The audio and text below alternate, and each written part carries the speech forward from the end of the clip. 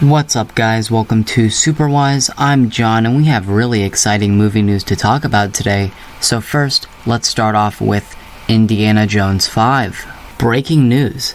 Deadline exclusively reported that Mads Mikkelsen has officially joined the cast of Indy 5.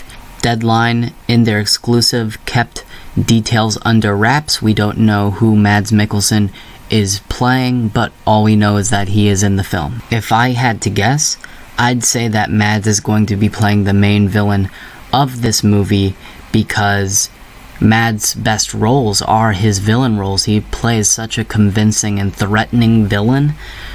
You know, he plays good hero roles too, as seen in like Rogue One where he plays the protagonist, but roles like Le Chiffre in Casino Royale and Hannibal, those are his best performances. He plays a great villain, and I can definitely see him playing the villain here.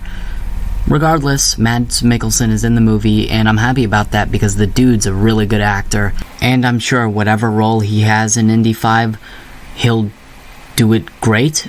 But if I had to bet my money, I'd say yeah, he's gonna be the villain, just because of his past history. Man, I'm optimistic about Indiana Jones 5.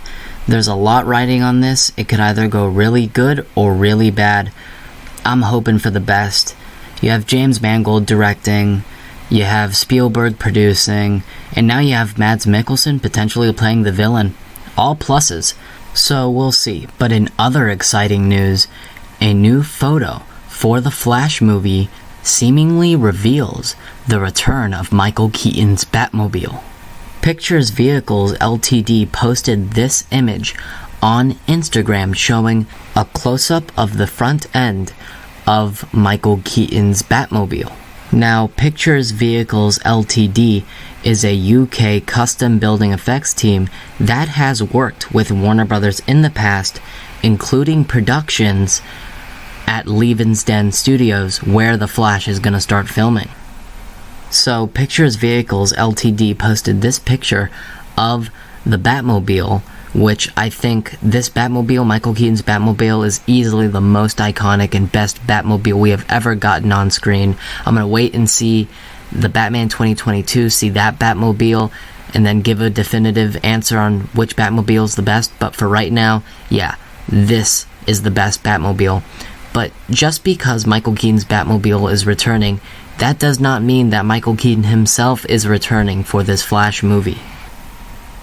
The plan was for Michael Keaton to return as Bruce Wayne Batman in The Flash, but recently in an interview, Michael Keaton said that he is doubting his return, that he actually might not show up in the Flash movie, so there's that.